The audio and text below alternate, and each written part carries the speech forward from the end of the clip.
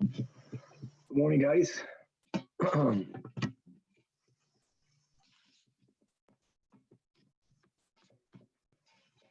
Morning, Rabbi. Second, a few minutes off schedule. 1 second.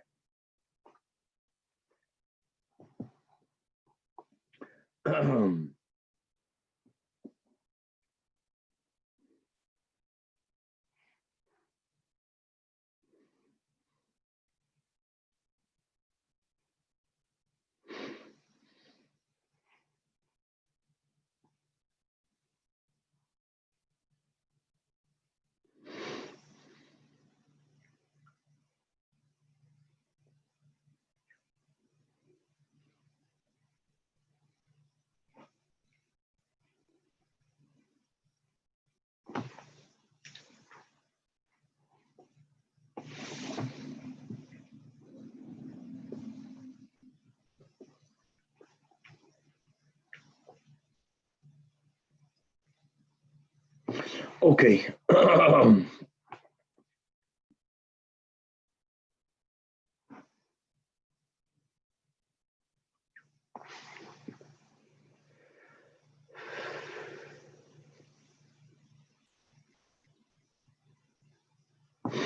Okay, Chavre, here we go.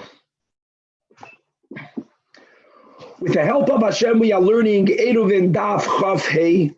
We're going to be learning more about a karpaf, an area that's enclosed for non-residential purposes. And as we are learning that it's only asur midrabanan to carry there if it exceeds 2 beis sa'ah. So we're going to learn, starting in today's sugya, what is it that we can do, various methods that we may use to reduce that area, rendering it to only 2 beis sa'ah or less, and therefore allowing us, yes, to carry in that area. We're going to be learning other solutions of converting that area, not physically reducing it, but converting it into an area that is, yes, enclosed for residential purposes. And as we already learned in the previous dafim, that you have to do some sort of re-enclosing that area. We'll see other methods that could be used. We're going to be learning about a mechitza that's built on top of a mechitza. We're going to be learning about a ger who passes away, which is the only person that if the ger did not get married and have children after he or she converted, then they have no halachic heirs, which means all of their property is hefker. In order to acquire it, you have to do one of the kinyanim that you can do on karka is doing an act that even only minimally improves that piece of real estate. Question will be, if a person, for example, throws a turnip inside a crack in the ground, when they did their act of throwing the turnip, there is zero improvement. After a while, that takes root and something starts to grow there. So do we say that, oh, the person who threw it made a kinyan, or is there a need for the improvement to happen at the moment that the action was done? We're going to learn what happens if you have a karpaf that has various areas that are not enclosed ladira, but they're not adjacent to each other. But they are, in other words, there's an area that's covered, that was encircled, not for dira. Then in middle, you have an area that you can say is hukaf ladira. Then it's adjacent to another area that's hukaf shaloi ladira. Do the two areas shaloi ladira combine? Do they not combine? We're going to be learning more about the concept of pi tikra yored v'soisim. So if you have a pavilion and a chsadra, just a roof in some sort of open area, is that area separated from the karpaf? Because we say pi tikra yored v'soisim, or as we'll see, perhaps this is only said if there is at least one physical wall and not if there is no walls altogether. We're going to be learning scenarios where you have a karpaf that's opened up to a chatzar. If you were to add the area of the chatzar to the karpaf, then you would have an area that's more than 2 sa. But if you don't add them together, then you don't. And do we add a chatzar that's fully open to a karpaf or not? And a lot more. Let us start on Daf Chafei Amud Aleph. We are at the end of the second line from the top of the Amud.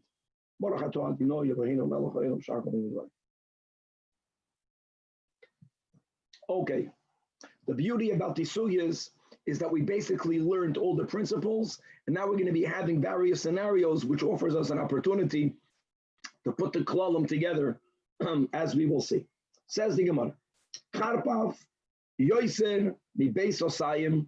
So we have this large area that wasn't circled, it wasn't closed, but it was Shaloi Hukaf Ladira, which is a problem. Midrabanan, you may not carry there.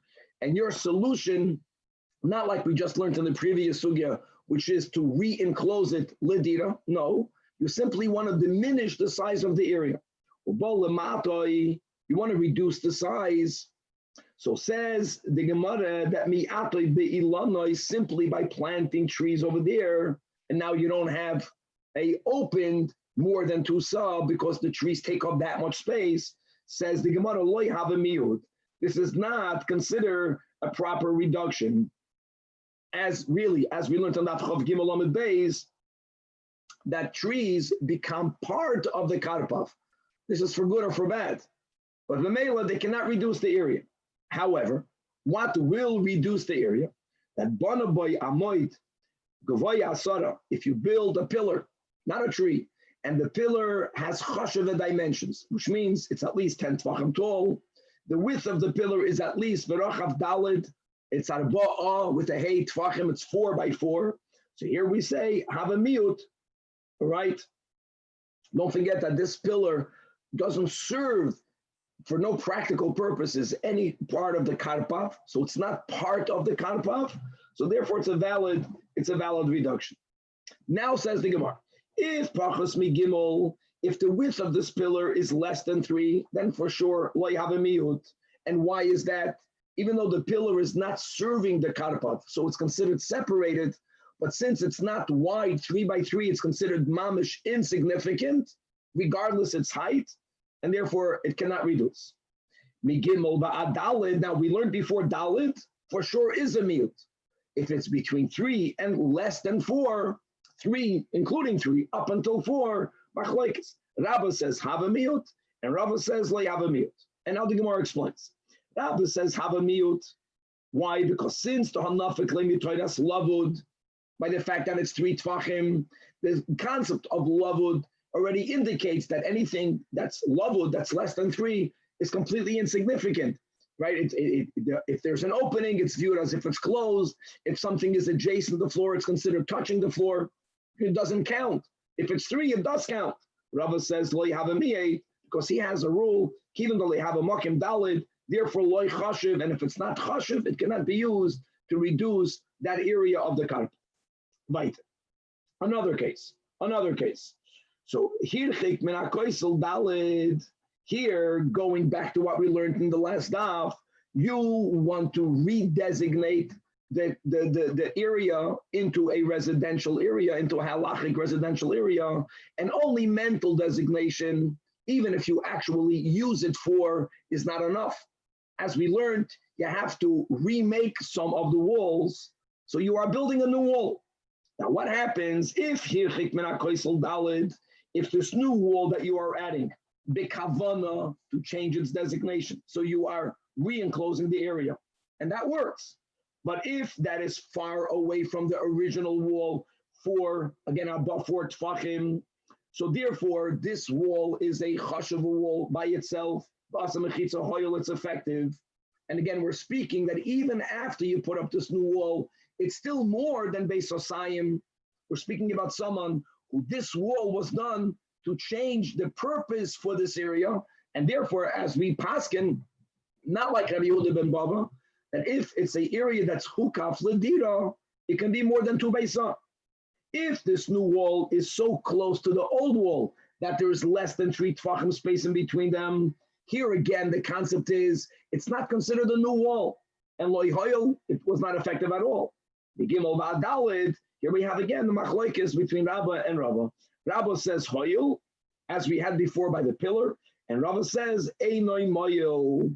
And now the Gemara explains again.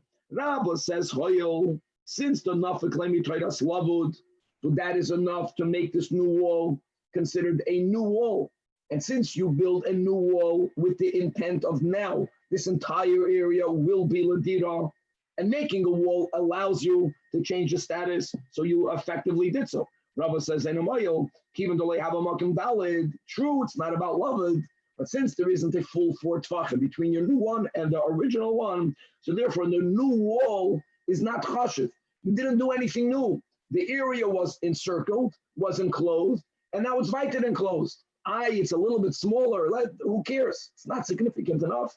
And therefore, just mental designation is not enough. You have to actually re-enclose it. And this is not considered a new re-enclosure. Says the Gemara that Rav Shimi Masni Lukula. What does he mean Masni Lukula? We had 2 arguments between Rabba and Rava. So look inside Rashi. It's mamash on the same height of the Gemara. Masni Lukula Divrei Amaschel. V'hach Flukta D'Elyahu. These arguments is going to both. V'amar that the B'shloisha Nafak Lemitoida Slavud, that if both the pillar is 3 by 3, or if the wall, the new wall, is already 3 tfachim farther away from the original wall, Kula Moida, both that the Amoid is considered significant enough, and therefore it does reduce the area, if that is what you're looking to do. Likewise, the Mechitza, have a Mechitza Ladira, and it's not considered just adding to something that was already existent, which won't be enough. Their argument is only less than 3, which is quite amazing. In other words, even though normally you say loved, doesn't matter. In our cases, it doesn't matter. Who says that loved should have any effect? One can argue you have a pillar. If you're going to look at the usable area of the karpaf, now that you cannot use the areas of the pillars, you're going to have 2 sa or less. So then it's a takashalehu kafladino, but it's only 2 sa. Or if you want to make a new wall, even though that it's so close to the old one that it's loved, doesn't matter. You made a new wall. Okay, weiter. Now another solution. We're going back and forth of reducing the area. Reducing the area again means that you have a karpaf that's just a little bit bigger than 2 sa, and it's shaloi not for dira, and you're going to leave it shaloi ladira. You need to reduce it a couple of inches in order to make this area only 2 sa or less, and therefore even with Rabbanan you can carry. So here, instead of you building something new or occupying more space, you broaden, you make the wall thicker. And how are you doing that? Tach baitit, you're applying mud or cement or another substance that will make the inner parts of the wall thicker, and that's going to work for you. Now, if you're going to measure the inside of the wall area, you won't have more than 2 sa. So like this, if you put this type of mud and it's affixed on the wall in such a way that that even if you were now to take away the original wall, the tit would stand by itself. So it's considered that wall have a miut. No one debates that. But if the tit occupies, it makes the inner area smaller. But if you were to take away the wall, the tit would not be able to stand by itself. So maybe we're going to say, you really didn't do anything. It doesn't count. If it doesn't count, then the area still is more than 2 sa. Machloikas. Rabbi says, have a miut. Rabbi says, lay have a miut. And again, the Gemara explains. Rabbi says, have a miut because hashta miyakoi. Now the tit is there. Rabbi amalei have a miut. Kiven do liyachol make him ifnei atzmai like klomo. Which is the whole shita of Chasidus Chabad. Tzadik Bebenosya Yichya Yechaya. In other words, that we follow Keilu Shita Rava. Of course, we lean on the Rebbe, but we have to figure out how to do the avodah on our own with the help of a Rebbe. Because if taking away our support, we're going to completely collapse, then like Klomo. Okay, next case. Here you're making a new wall. You're making a new wall and there's a mound. So says Rashi, a few lines under the height of the Gemara, it's more or less by the height of the Gilyon Hashas. Says Rashi, Hirchik min hatel, if you're making a new wall, right, and here the kavanah is not to make the area less than 2 sa. You have to help up. Here we're speaking about an area that is going to be more than 2 sa regardless. But you want to change its designation, and therefore you have to build a new wall. Now, one side of this area was enclosed by a mound.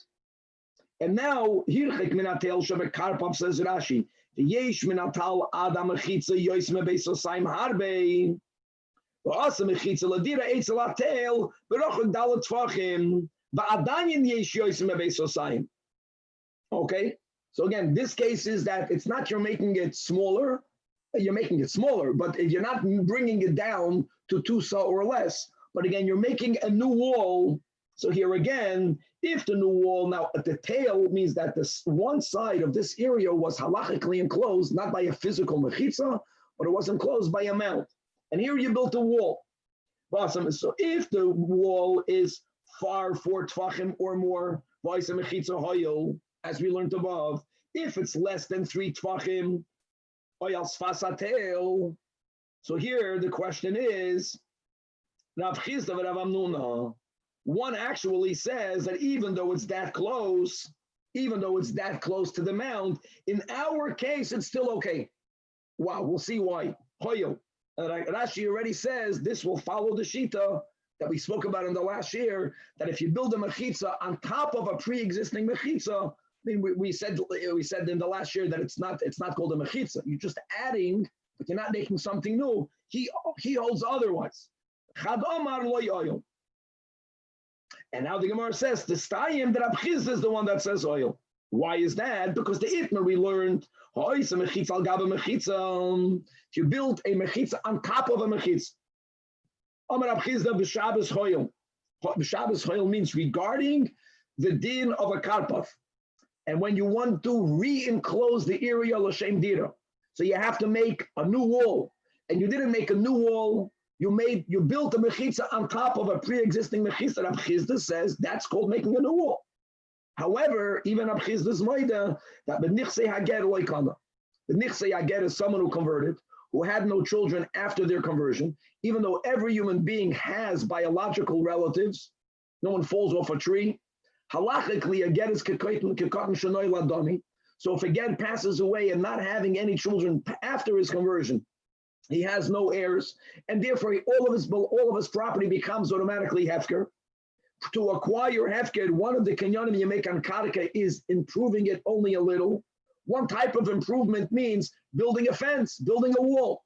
So what happens if there was already a wall in the property of the ger, and the person wanting to make a kinyan to acquire it built a little bit of a mechitza on top of a pre-mechitza. He heightened the mechitza.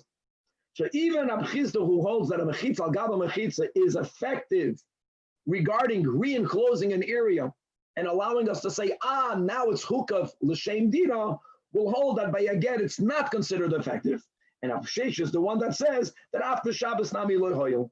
So now that we see explicitly that Rabbi Chizda allows for you to put a mechitza on top of a mechitza, so to stay in that Rabbi Chizda is the one that says that if we have it's interesting, if you have this tail, if you have this mound, and right next to it you build a mechitza, you're right, there was a mechitza there. We will view it as if you build a mechitza on top of the mount.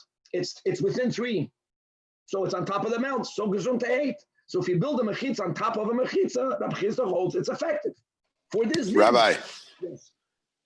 Why do we need the example of the tail? What's the difference between the tail or just an existing wall that we said in the beginning of this shiur? Case that happened. I understand these sugyas that the Gemara is putting a recording of, we call the shut, shalas or chuvas. This is what happened. That's what happened. Machloikas, whether it was effective. We'll see. Fill the stories. Let's go right. Amar Abchizda. Even Absheshes will admit, now maybe Danny, this will answer your question even better, that we were debating if it was done adjacent to the tail, but what happened? She'im asa mechitza al hatel shohoyo. Okay, in other words, you have a mound. Now, we keep on learning, I think we spoke this out way back in the beginning. Whenever we speak about mechitzas, there are really 3 types of mechitzas that halacha never differentiates. Here we're going to differentiate. What are the 3 types of the mechitzas? You have a mechitza that has avir, has ear space on both sides, which is a classical partition. You have the ground. From the ground above, you have a fence, you have a wall, you have a mechitza, and both sides, there's ear on both sides. Then you have another type of mechitza. You have a hole in the ground. When you have a hole in the ground, we keep on saying that since in there, if it's 4 tvachim by 4 tvachim and 10 tvachim deep, that is called a reshus hayachid because it's encircled with a mechitza. Hold on. The mechitza of a hole in the ground, there's only ear inside of it. There's no ear outside of it because it's earth. Different type of mechitza. We don't differentiate. Then you have a tail, or you have any sort of pedestal. You have a block, the block, which is tall 10 tvachim, and on the platform it's 4x4. So it's also called a reshus hayachid. Why? Because it's encircled with mechitzas. But you appreciate you're in the air. There is only air, right? But you look at the mechitzah, there's only air outside of it. There's no air inside of it. Doesn't make a difference. Now let's come back to our tail. You have a large mound. If the mound inclines, like we keep on learning, when you go 4 amas, if within 4 amas it goes up 10 tvachim, it's called a wall. And then the mound can be a huge area. What happens if people on top of this mound built a mechitza? So says the Gemara that everyone will be maida that if, let's say, if the area on top of the mound is more than 2 sa, that's your classical case. So midaraisa, it's a reshus hayachid, right? It's separated from any other area with mechitzas of 10. But if the usage of that mound is shaloi ladira, that's called a karpap. Shehuka for shaloi l'shem dira. You now want to rectify it by designating its purpose, its use for halachically residential. Just mental designation is not enough. Even using it for residential is not enough. You have to actually make the wall, re-enclose it. So you built a fence around it. Now the fence here, halachically, is built on top of the mound. Says Rabbi Chizda, for sure over here, this will be significant. Why will it be significant? Because the people that were using the top of the mound, they never had, by any limit of their area, they never had an actual mechitza. They never had what we will call a mechitza. It was open air. Now they have a partition blocking the inner air space that was never blocked. So this is already called a mechitza. So therefore, that's why they're arguing if the mechitza is near the mound. The mound is a wall. We're going to view the mechitza, if it is lavud, if we're going to use the concept of lavud, as if it's built on top. But if the mound is a wall for the area inside the mound, and the wall is on top of it, that's called a mechitza al gaba mechitza. But if you build a mechitza on top of a mound, and now the people that are living or using the area on top of the mound, they never had, if they looked to their sides, they never saw a mechitza. They're living on top of the pedestal. They're living on top of the mound. Now they have a physical mechitza, even though halachically, they already have a mechitza, because the mound itself is 10 tefachim tall. That is considered a proper re-enclosing of the area, as far as now that you did that with the kavanah of changing the usage of the mound, everyone will be maida that you are allowed to carry, even though it's more than 2 sa. Maitama, hoyelu ba'avdir mechitzas al yoynus, so that you're living on top of the mechitzas. Just to point out that even though we mentioned all these 3 types of mechitzas, when it comes to making, for example, a city eruv, it never bothers us to put together all different types of mechitzas, which is what many cities do. So sometimes if there's a natural wall to a highway, that's a mechitza, that's a normal mechitza. Or if you have like we mentioned, if there is a big cliff and you use that for a mechitza, that's a wall going up, that's a wall going down. We don't care that you only have all of the walls by using all these different types. There's no reason why not to combine all of them together. Okay. Boye Rabbi Bar Chanan. What going back to this machlokes, if you build a wall on top of a wall, so we're saying that it's a machlokes whether it's effective or not. And l'kula alma by nichse haget, it's certainly not effective. So someone did that. You built a mechitza on top of a mechitza, and after time, the lower mechitzas got swallowed in the ground. Now the only mechitzas standing are the ones that you added. Nivlu mechitzas atachtoinus. Well, yoinus kayomois, mao, are they effective or not? Now, for what are we discussing? So the Gemara wants to clarify. That we learned before that no one holds that it is an effective kinyan. If that is the boya, that should not be the boya, because Hainu the Yirmi Abira, this was already discussed by Yirmi Abira. The Amar Yirmi Abira, Amar Rav Yehuda, Haiman the Shah the lift Apila the Ara the Ger, a Ger passes away, leaving no halachic heirs. Comes along a Yisrael wanting to acquire the land, like we mentioned, any minimum improvement is called a kinyan chazaka. And he thought he had a turnip, which is a seed that easily takes root. And once this property has a turnip also, so it has a little bit more value. And he threw the seed in a crack in the ground. He didn't plow it. Plowing in itself already is a little bit of an upgrade. It's very little, but it's something. He did nothing other than throwing the seed in. And also Yisrael Achrina, Rafik Beipurta, and another Yid came, and he made the most minimum type of adjustment. Right, he plowed the ground. He did a minimum action in the ground that improves it. So says Yirma Biron, the name of Rabbi Yehuda, that Basra Kani and Kama Loi Kani, that the first one did not acquire it at all.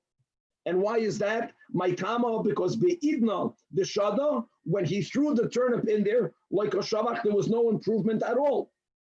And by the way, that means that even if the turnip did begin to grow before the second one made a little charitza, made a little improvement, the second one will acquire it. The improvement of the turnip happened first, it doesn't matter. It wasn't be'idna that he did his maisa. No, when the area taka does improve, because now there's a turnip, it's happening by itself. So it's not considered a kinyan. And therefore, coming back over here, for sure, since l'kula alma a mechitza on top of a mechitza is not called an improvement, even if the original one sinks in the ground, you don't acquire. The elon must be that this question was le'inyan Shabbos. But here also, now by the way, le'inyan Shabbos, just to make it clear, Rabbi Yehuda, without it sinking in the ground, is already holds that it's effective. We're speaking about to say that you re-enclose the area, and if you did it l'shem dira, then you made permissible this area, even though it's bigger than tusa. And so the question must be according to Rav Sheshes. It can't be either. Why not? Because this now will become a mechitza that was done on Shabbos. We're speaking, the case was that it sinks into the ground properly on Shabbos, and did we not learn kol mechitza nasas b'Shabbos bein b'shogeg ben b'mezid? It's called a mechitza. So that should be the answer. It is called a mechitza. So the Gemara counters, no, that's not correct. Allah v'itmer Allah, did we not learn regarding this Tanya that Amar Rav Nachman, that if a mechitza is made on Shabbos, it is considered a mechitza, whether b'mezid, whether b'shogeg, whether b'oinus, whether b'ratzayim. That's only lizraik. That's only the chumrah. That's if a person threw something from a reshus harabim into this newly partitioned area, even though the partitions were made b'mezid on Shabbos, it's considered a reshus hayachid. You're chayiv chatos. But that's l'chumrah. Able to be metaltal inside of it, we never said that. So the Gemara says, you're right. We never said it l'kula if the wall was built b'mezid. Ke'itma that Rav Nachman amezid itma.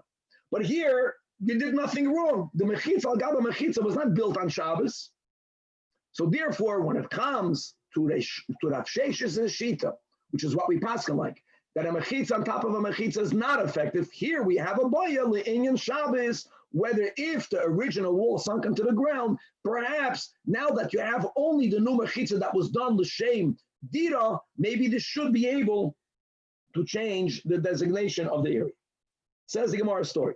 Hahi itza, the other mechitza al gava mechitza. The nichsi again. This actually happened. A convert passes away. A woman wanted to acquire the property. She built a mechitza. She added the height to already a pre-existing mechitza. And also, Gavra came a man later, Rafik Bapurta, right? She dug a little bit into the ground. So a little bit of the ground now was plowed. Also, the comment of Rav Nachman, and Rav Nachman paskin that the woman's action is not a kinyan, that the latter man's action is a kinyan, and oikma be yodei. And he establishes this field in the property and the ownership of this Gavra. She came and she made a scandal. She started to shout. Amarlan, he tells her, "My Evidloch, how can I help you? What can I do for you?" That the loy machzakt kidemachzaki in she. You did not make a halachic kinyan. You should have asked someone. Even though you made a mechitza, and it looks like your partition, the guy, imagine the wall was 10 tvachim. She could have added a mile of mechitza. From a das balabatim's perspective, now the area is mamish enclosed. There's nothing to do. Halachically, it was enclosed before. Now you just added to it. This guy made a little plow in the ground. Das balabatim it's very insignificant. It doesn't matter. But epis, he now added to its value. Says the Gemara in another case. Karpav Beis Sholosh, right? Not Beis Osayim, Beis Sholosh. However, this large encircled area, not for Dira, that's out there. that you may not carry midrabanan is not one chunk of land that is all the same. The kiraboy or the kiraboy besa, there is one saw in middle of this 3 saw large area that's all encircled. One saw of it is roofed. So how do we view the roofed area? Is it a standalone area, not included in the other? If it's exactly 3 saw, the total, and the roofed area is exactly 1 saw, so how much left do you have? Exactly base sosayim. Base sosayim is good. Base sosayim, even if it's you can carry. You only cannot carry if it's more than base sosayim. So Rava says, or we're going to go, let's go with the Messiah Sashas. It's Rabbi here, it's Rabbi and Abzeda. Rabbi says, Avir Keiruyoy Miyatroi, that the covered space, right, makes it excessive than 2 saw. In other words, it does combine. We don't view the roofed area as a separated area. It's one large area totaling 3 saw. You may not carry. However, Abzeda says no. Abzeda holds that ein avir keruyoy miyatroi, that the area that is under the roof won't be added to more than 2 saw. It does not combine. It's a standalone area. Standalone area, even though there's only one fence or one halachic partition enclosing everything, but this part is b'chlal not part of a karpa. By the way, it's considered a separate rishus. So all you have is 2 saw. 2 saw, say that even though it's not more than 2 saw you may carry. Says the Gemara Leimam, let's go again with the Rabba, that the Rabba and Abzeda, mepluta the Rabba Shmuel mefligi. The Itmar we learned, achsad Rabba bika. You have a bika, you have an opened area, and somewhere in there is a achsad, there's a pavilion. That means that someone built a beautiful roof, a covering, and there isn't a single wall in that area. No, it's resting on beams or on pillars. It's just a roofed area. So the question is, a bika, forget about the karpav. There's no mechitzas. A bika is a bona fide carmelist, right? It's not, there's no road there, or it's not being used by the public. If we go with Rashi and Tosfos, it's not servicing ki yotzim Mitzrayim 600,000 people. But still, a carmelist midrabanan is like a reshus harabim. Question is, can you carry under the achsadra? So Rab says, yeah, mutal taltal bikula. Bikula means any place under the pavilion, any place under the roof. Shmuel says, a metaltalin elamadaladamas. It's like any other part of the bika, which is a carmelis, like in a shusarabim. Yeah, if you within 4 amos you can carry, and that's it. What's the machlokes? Rav says, mutal taltal bikulam, because Amrinan we have a rule called pi tikra yored v'soisim. Pi tikra yored v'soisim means that the edge of the roof, right, now guys, this detail, let's go into this detail. This is particularly true, l'kula alma, if the roof is flat. If the roof is flat, so the edge of the roof, right, it's an L shape, it's right angle, it's perpendicular, right, the end of the roof starts to go down just for the thickness of the roof. So we say it doesn't just go down, even if it's only a millimeter or an inch or whatever the little bit of the thickness of the roof is, it goes down until the ground. And Rav applies the concept of pi tikra yored v'soisam even if there isn't a single wall. So b'meila, it's mamash reshus hayachid. Under the pavilion, under the roof, you are within 4 mechitzas. The last line in the Amid, Shmuel says, ein metaltalin ela ba'arba amas, because Shmuel lo yomrinon pi tikra yored v'soisam. Obviously, pi tikra yored v'soisam is halacha l'Moshe Sinai. Means that Shmuel holds for us to apply the pi tikra, you have to have at least 1 physical wall. If there is nothing, just the roof, then we don't apply it. So l'cha'ura, the machlokes Rabba and Abzeda is really the machlokes Rabba and Shmuel, that the Rabba that says kedu yoy miyatroi, that the cover space combines with the rest, he will l'cha'ura hold like Shmuel. It's roofed. We don't say pi tikra yored v'soisam. So why would it be even separated? L'cha'ura. Abzeda that says that it does not combine because it has halacha l'Moshe Sinai mechitzas. The roofed area is a proper, independent, partitioned off area. How can it combine with everything else? Everything else is not more than base of sign, so you can carry.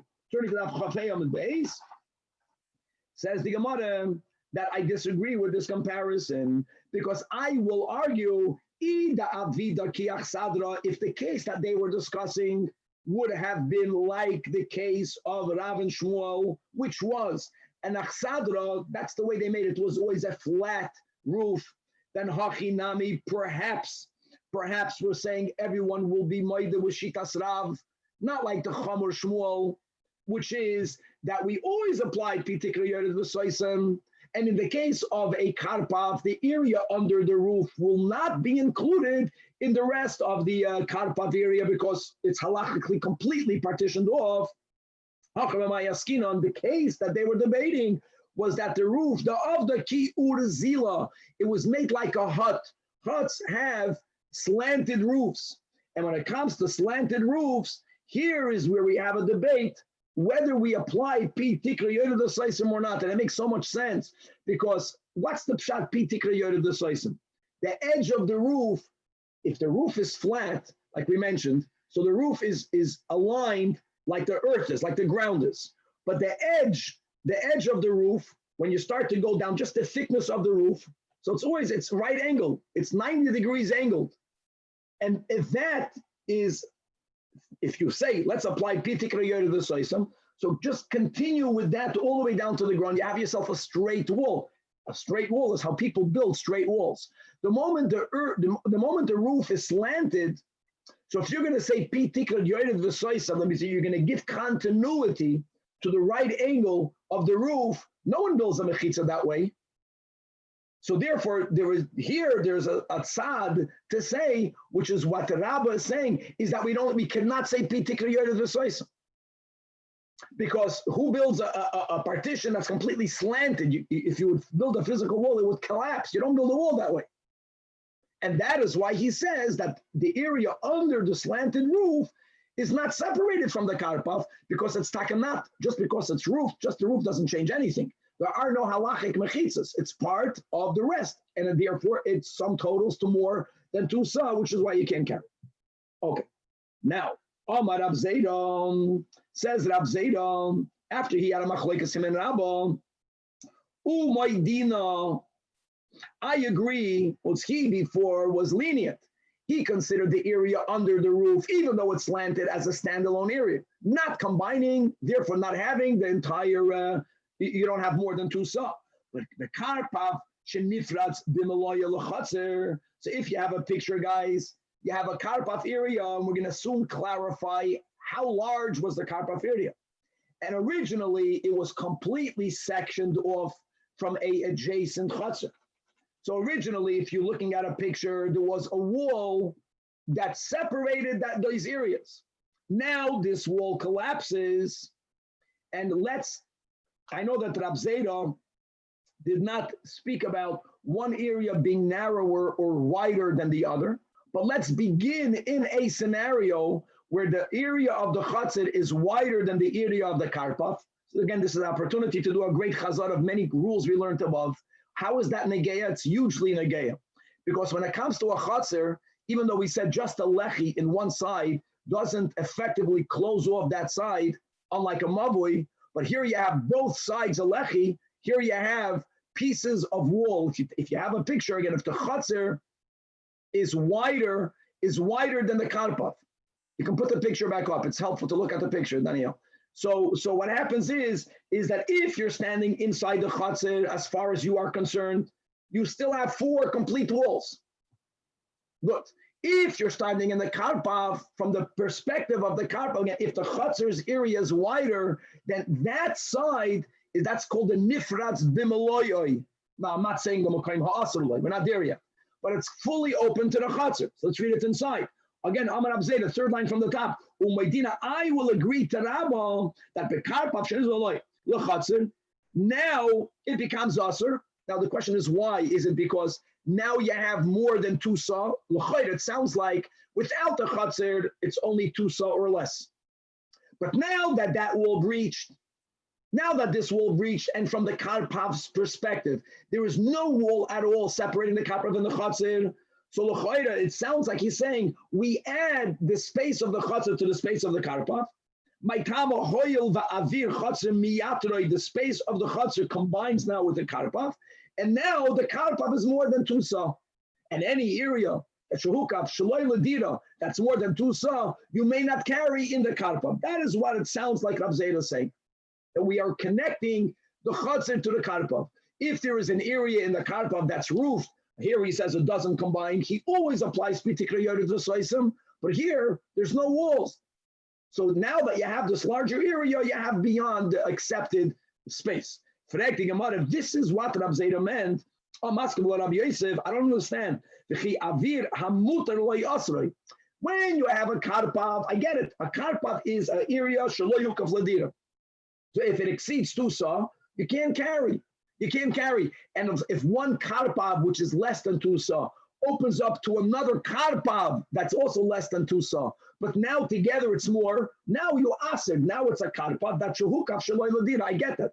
But the Chatzir by itself is an area in which you may carry. You mamish may carry. You may carry, guys, because b'chlal, you can't even say, even if the Karpav by itself would have been more than 2 sa, it will never aser the Chatzir. The Chatzir remains walled from all 4 sides. We're speaking about a Chatzir that people made an eruv. So an area that is a kosher area to carry, not even called a Karpav, it's called a Chatzir. How can you add a Chatzir to a Karpav? Even though, guys, even though there's no wall separating one from the other, the Karpav by itself doesn't have, that's the question. It doesn't have 2 sa. It's only going to exceed 2 sa by adding the Chatzir. How can you add the Chatzir to it? Will Rav Zajac hold of that? So because of that, Abaye clarifies the meaning of the statement of Rav Zajac. Abaye tells Rabbi Yosef, it sounds like you're asking that question because you're following Rab Shimon. Oh, here there's another issue. Rab Shimon holds that if you have 2 different types of Reshuyas Hayachid, 2 different types, he holds that you are allowed to carry one into the other. That the whole Yisur Midrabanan, for which you got to make an Eruv Chatzera, is all about being allowed to carry from a house into a Chatzir, or from a house into a commonly shared Gag area, or from a house into a Karpav, v'chulei.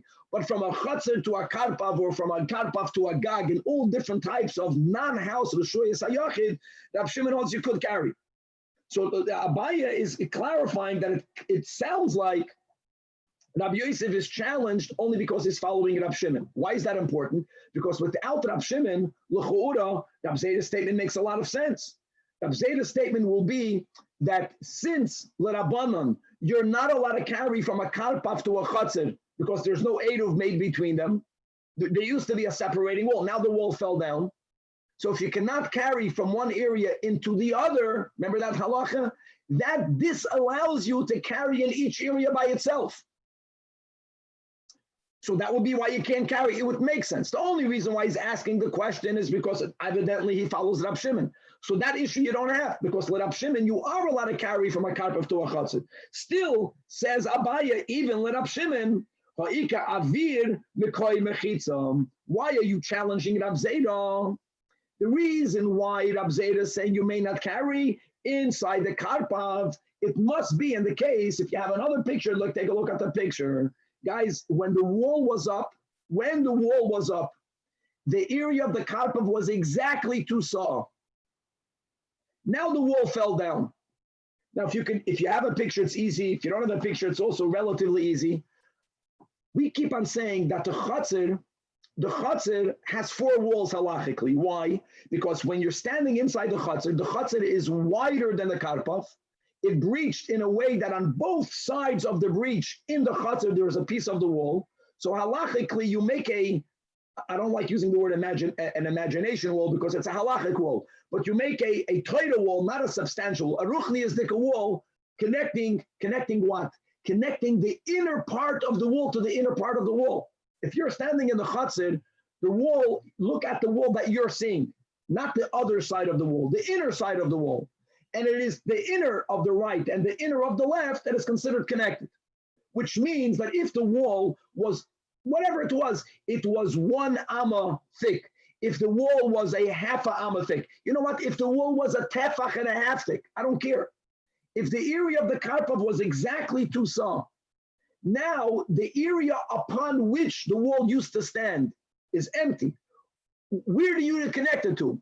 Are you adding it to the chutzner area or do you add it to the karpav area?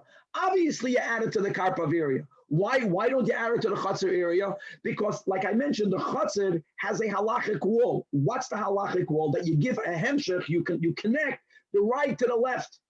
But what part of it do you connect? The part that's visible to the inside of the chutzner, which means that this halachic wall is placed closer to the chutzner. If you're only using the inner part of the wall, everything else now is open to the karpav. So that area is added to the area of the karpav. That is what Rab Zajac is saying. That's what he meant. Ubemela, even l'kula alma, I'm waiting to you, Rabbi. Now the karpav is an area that exceeds 2 saw, which is why you may not carry. Which is gavaldik. Has nothing to do with Rab Shimon. Yes, you can carry. If you would have been allowed to carry in the karpav, you can carry into the chutzner. Yes. You can, from the chutzner, if the karpav would have been 2 saw or less, you can carry into the karpav. Here, the falling of the wall rendered the karpav into beis osayim and a little bit more. The little bit more is the makim hakoisom. And now Abaya, to prove that this is what Rab Zajac meant, he's proving it by showing you that Rab Chizda made a similar statement, and therefore it must have been also the meaning of Rab Zajac. So Amar Rab Chizda, karpav shenifretz v'meloi l'chutzner. So the din will be that always chutzner muteres, like we explained, because the chutzner continues to be a walled-off area. Now this will be a little bit problematic, as I'll mention in a moment. We just mentioned it before. Just like Rab Zajac, Rab Chizda never mentioned which area is wider than the other. We can have the same concept of either of them both being exactly in the same width, or we can have a scenario where the karpav is wider than the chutzner. We'll get to that in a moment. We'll show a picture. But at least when you have this picture up, it mamish is easy to understand. A karpav that its wall fully broke down, it fell down, and from the karpav's perspective, there is no wall separating, not even on the sides from the karpav to the chutzner. The chutzner remains mutter in the case of the picture because the chutzner has 4 walls, and the karpav now is asr.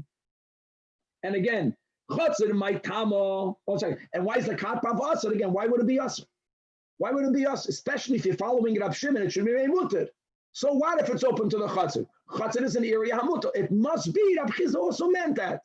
It's because the place of the wall in our picture is dafka added to the karpav area. Now the karpav area, which already had exactly 2 saw, has dropped the area of the wall, and now you have Yosem beis osai. Asks the Gemara, hold on. How can Rab Chizda make such a absolute statement? Chutzner maitamo. Why are you allowed to carry in the chutzner? Because now that the karpav becomes an area more than 2 saw, so why don't we say the chutzner is nifratz b'meloyoi l'mekayim ha'asrloi? Now in the picture it's not nifratz b'meloyoi, but that's only in the case the islay gipufav or gipufay or gipufay, because you have little segments of the wall in each side, but that's only if the chutzner is wider. But hold on, Rab Chizda didn't give only that case. But isn't it for Hazin in the Mishkachas La'ibcha, can there not be the opposite case? And if you can bring up the new picture, here, you can imagine it very easily. The opposite case will be a case where the chutzner is narrower.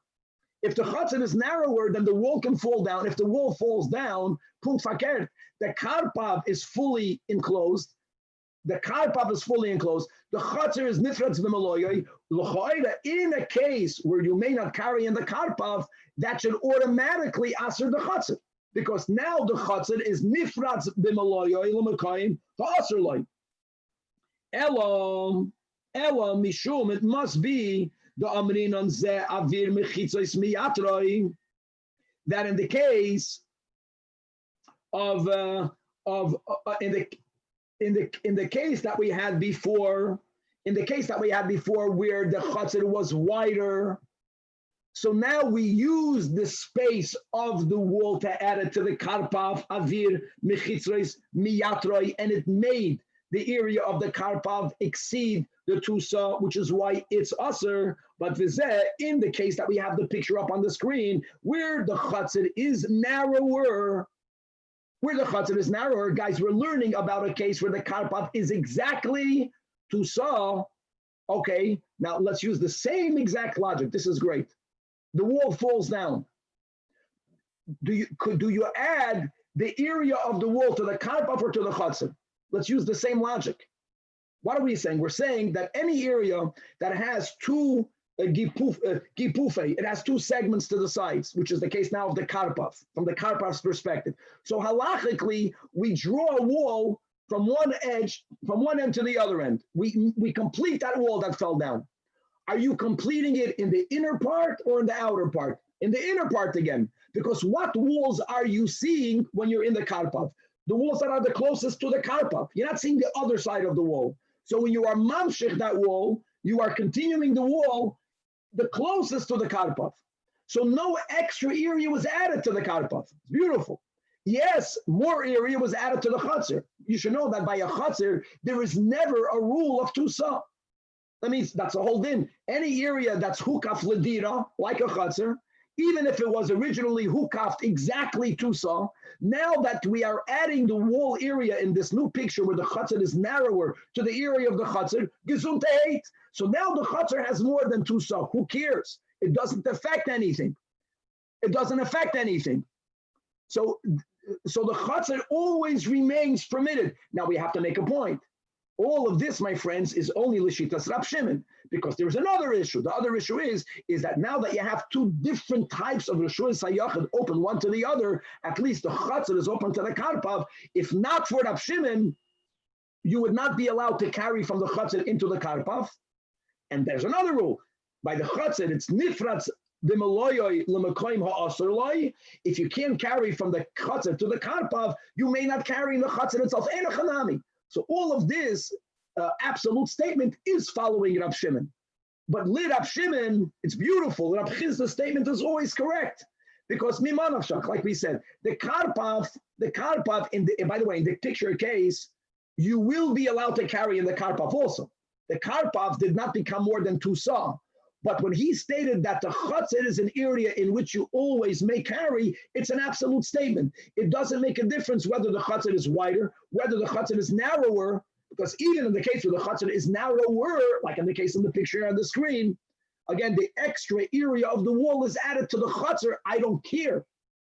There's no limit. It's a hilkaf ladira. The karpav did not become bigger. So in this case of the picture, the karpav also may be carried in. Okay. Let's learn one more case, and then we'll leave the final one for the next daf. Okay, that's the whole daf today. The next case is when you have a bustana. Bustana means you have an orchard. When you have an orchard, by default, right? I know that we learned 2 daf ago that if you have an area shuhukaf ledira, and you planted trees, so we learned that was the braisa. The trees don't ruin it, right? And even if it's not the road, we learned, doesn't matter. But that was a case where you have a living area. The fact that you planted trees in it, the trees are to provide shade for the people. It doesn't ruin it. But if you stop planting an orchard, you should know an orchard by default is not called dira. It's an orchard. It's a place where you're planting fruits. You're planting trees. So this person, when he made the orchard, what happened was he planted the orchard. Then he built 3 walls, not the house you see in the picture. L'chatchila, it was all for an orchard. Then the person decided, you know what? I'm going to use this area for residential purposes. So what did we learn in our entire sugya? Fine, you can change in your mind its designation, but you have to add a new wall. Fine. You know what this person did? He built his palace. When he built his beautiful house, he built a house dafka in a way that there is a door that goes from the house into the orchard. By the way, that authenticates his intent that the orchard will be used for his living purposes. And he'll have a beautiful outdoor area in an orchard. So this wall is the wall that made this area hukaf ledir. Hahu bustana, inside the Gemara, that it was adjacent to one of the walls, to the outer wall of a panda means a palace. It means to your house. And the case, like Rashi says, like we spoke out, is only when you built a house did you intend to change the designation of the bustana from loy ledira to yes ledira. And it could work. You built an entire wall, l'shem dira. But now, nafal ashita bariyasa da panda, the wall that is the closest to the orchard, we'll call that the outer wall, the wall that's in between the orchard and the home, that wall collapsed. Who cares? I care a lot. Because if when you planted the orchard, it was shaloi l'shem dira. When you built the three walls around the orchard, it was shaloi l'shem dira. What changed the status of this area that's more than 2 sa? The wall of the house, that wall collapsed. If that wall collapsed, so now maybe the whole bustana should go back to its original status, which is hukav shaloi l'shem dira. So even though the wall that connects the house to the orchard collapsed, but the rest of the house is still standing. The front walls of the house, the walls that separate the house from the Reshus Harabim are standing. If you're standing in the orchard, you can see into the house, but you can see there's still a wall. There's a wall of a house. A house is l'shem dira. So Rabbi thought that lismecha goda gaviyasa, that you can stay. No, the whole bustan is still an area to hukav ledira, because a house was built there. And there are walls. It's not an open area. It's not open to the street. So you're using the front walls of the house. So it's called the inner walls of the house. Now the inner walls of the house were not built for the orchard. Doesn't matter. But he thought that you can rely on that to still give continuity to the status of this area that it is now Ledira. Amalei Rav Papi, no. He was very against the statement of Rav Bibi. Rav Bibi was the son of Abaye, like Rava, who comes Mibeis Eli. It was a tragic opposite of a bracha, and they had relatively very short lives. So they were called Mumuloim.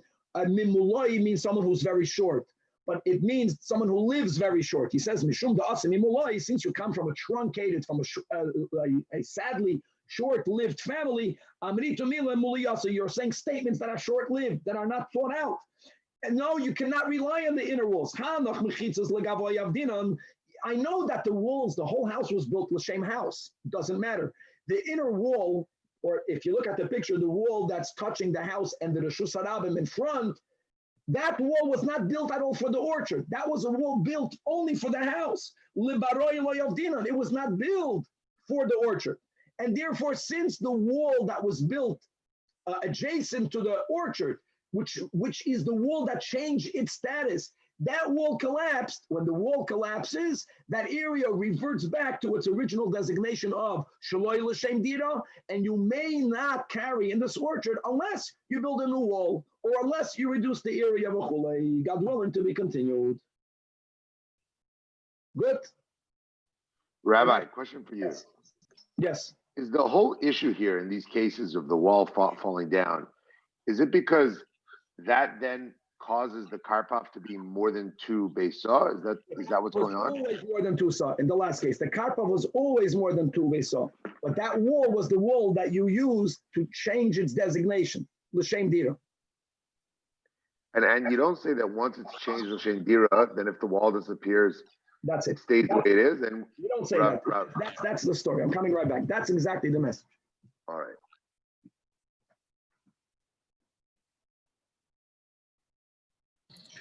Mazel tov, Danny. Happy birthday. Happy birthday.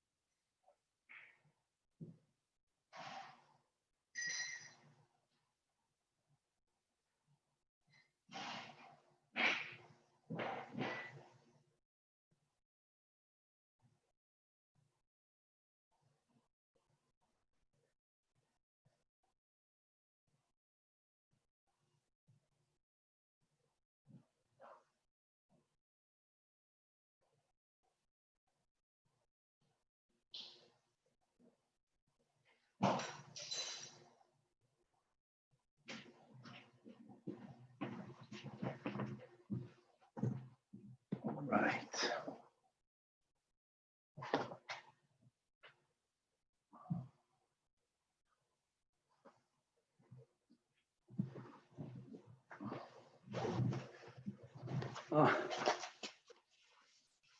Well, guys, it's coming to an end, all this fun.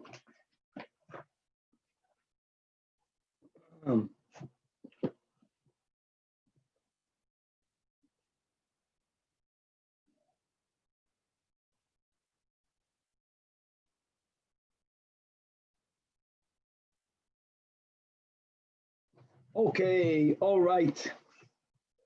With the help of Hashem, we are learning ERUVIN Daf Chav Vav. We are going to be learning the final daf in this entire sugya of ERUVIN regarding making an Eruv for a karpav. It's difficult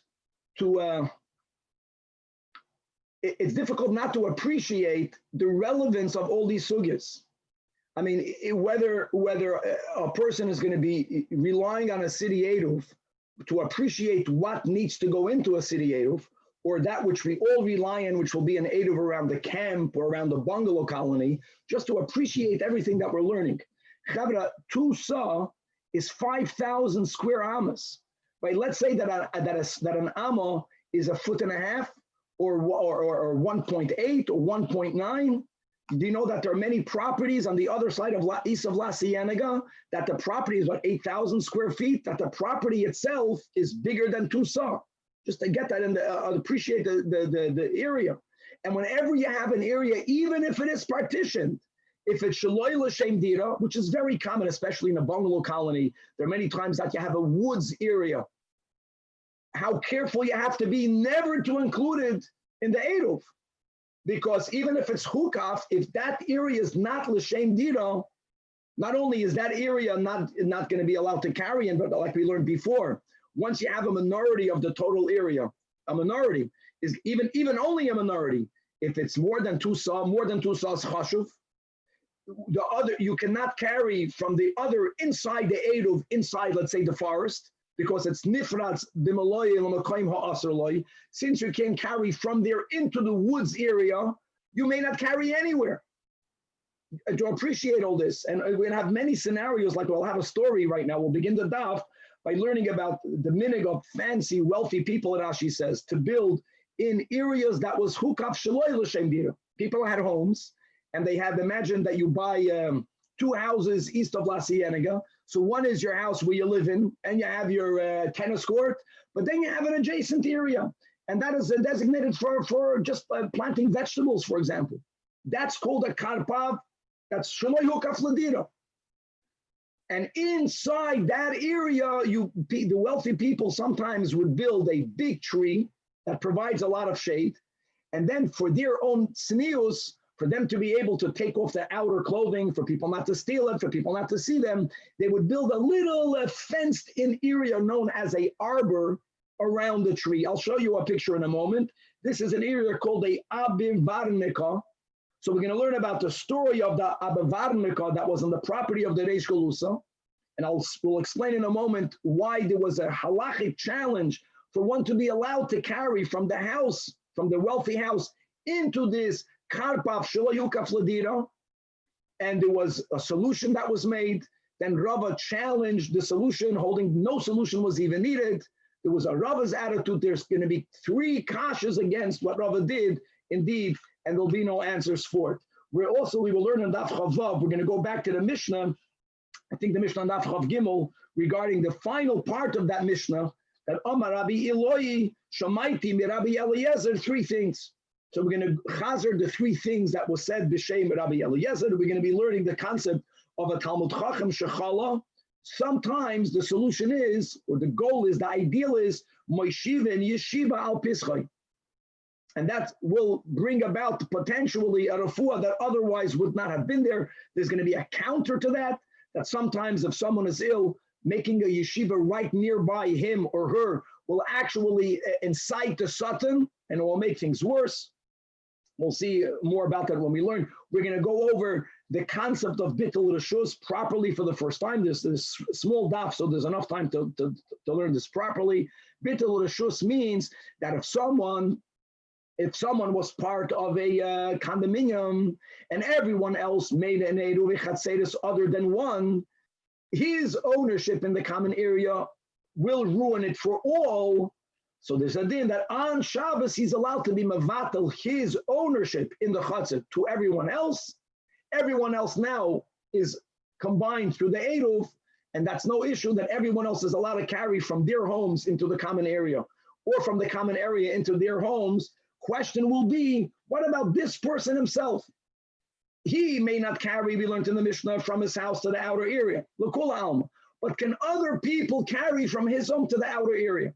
Really, the question is, when he is mevatel his ownership in the common area, in the chatzir, is he also being mevatel his home? Or no, he was only mevatel the chatzir, and he was not mevatel his home. We'll see that's a machlokes tanoi between Rabbi Eliezer and the Chachamim. If we'll have time, Chaver, we will start the third Perek, Bakoil Ma'arvin, that speaks about ERUVIN Tchumen, or ERUVIN Chatzeres, Shituf Muvois, foods that may be used to affect these types of eruvs. And we'll see that all foods could be used other than mayim and melach, because they are not considered nutritious, and how this chutz mimayim and melach is also related to other halachas as well. Okay, we left off on Daf Chafei Amid Beis. We are 4 lines before the bottom of the Amid. We're speaking about an arbor, so let's right away pull up a picture. What we have is like this. We have a wealthy person, right? You bought 2 properties, that's all it is. One property is bigger than 2 saw, which is not that big. And that property is shelo yukaf ladir. For example, it's so practical. It can happen again that you bought a property and you dedicated that area for planting a vegetable patch. That's shelo yukaf ladir.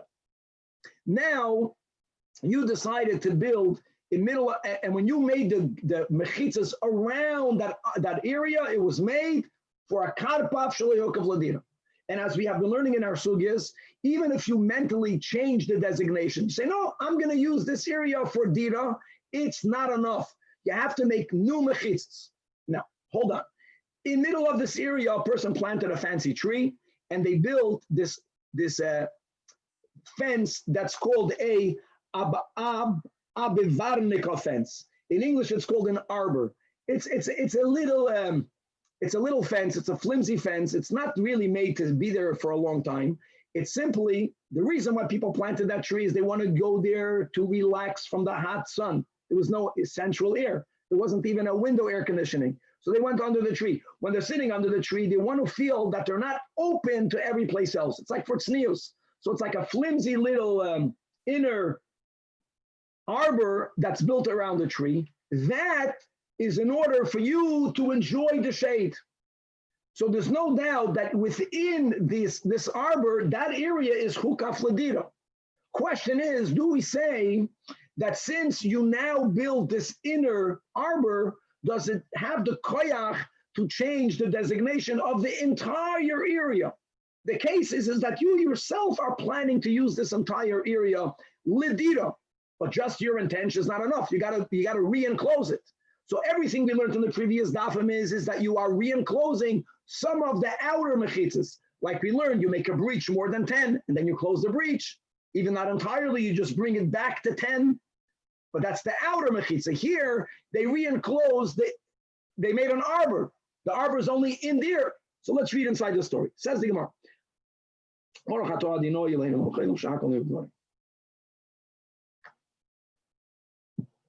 Hahi abevarnikom, there was the arbor, there was this arbor. The Havalei Leish Galusa that he made. Who was he? The Reish Galusa, the wealthy Jewish king in Babel, Bibustane in his orchard. So great. So the orchard originally was not designated Ladira. Now many people can change the designation, but you have to make a new wall. So Amalei the Reish Galusa tells to Rafuna Bar Chinana, listen here. I know it's not so pashut, right? It's closed with mechitzas. No, closed with mechitzas. Until now, guys, remember, it's not always a solution. By a chatzir, yes. By a karpav, no, if it's larger than 2 saw. So la'avid marta kanto, let me tell you what I need for you to do. I don't need tomorrow Shabbos, he told him this Friday, to be able to carry in the entire, I don't need that. When I'm going to go Shabbos to rest under the tree, I want to be allowed to carry bread from my house to that area. To allow me to carry bread to there. Now, Rav Huna Bar Chinana took it as a given that even though when this arbor, when this little fence around the tree was built, the kavana of the people, of the Reish Galusa, was to change the entire area to dira, for residential purposes, it's not effective. It's not effective because this arbor is not circling the entire karpav. It's only encircling the area around the tree. So therefore, the only way that you will be allowed to carry from the house into the arbor area is by building a mechitza, new mechitzas that will connect the area from the house to the arbor. He wanted to do something that's minimally expensive. So Azal, he went, Avad kana pachus mishleisha, the easiest wall to build. Even though we learned really it's a machlekes, whether we can rely on such a substandard wall. If it's not for a shayara, he was lenient. He took reeds, which are very cheap. He probably got them out of that bustana with the reshus of the Reish Galusa, of course, and he inserted them in the ground. Every reed was 10 tefachim tall, does not need to be taller. As long as each reed is within 3 tefachim one of the other, because of the rule of love, it's as if he built mechitzas, real partitions that connected a pathway from the house into the arbor, and now the goal was to eat bread in the arbor. Now we can do it. That is what Rav Huna Bar Chinana did.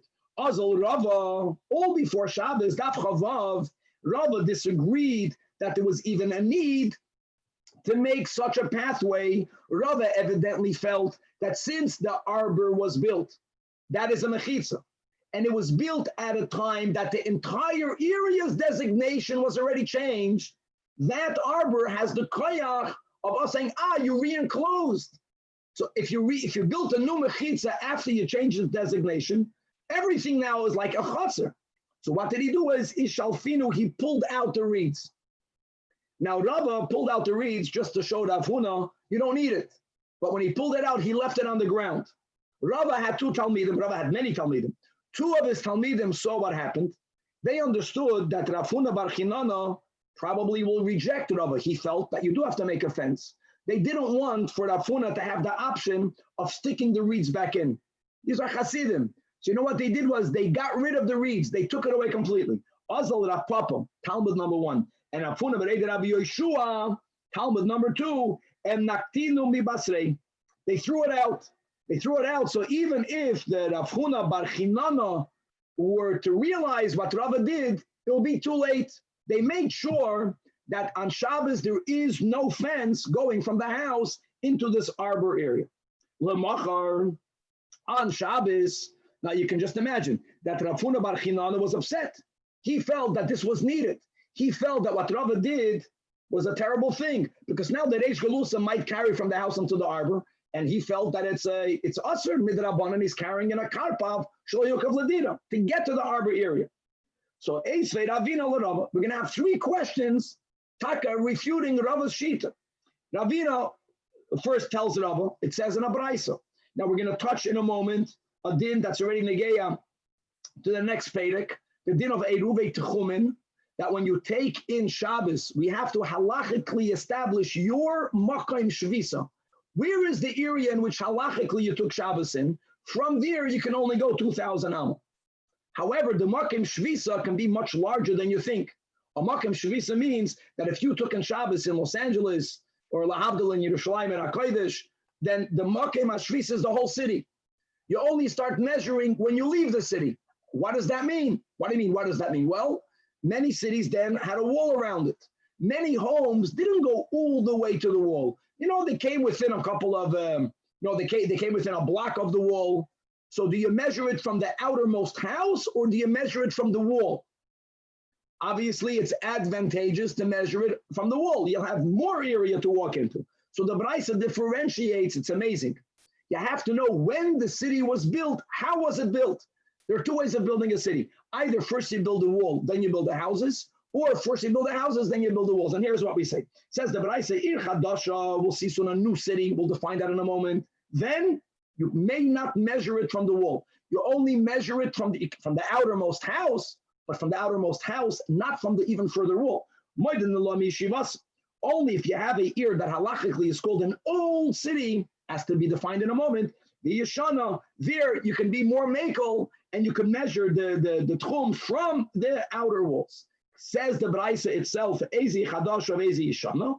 What's a new city? What's an old city? Chadasha, a new city means first you built the wall, then you built the houses. It's amazing. It makes a lot of sense now. A wall, when you built the wall, if there were no houses, at that moment, this wall was not a city. There's no houses in there.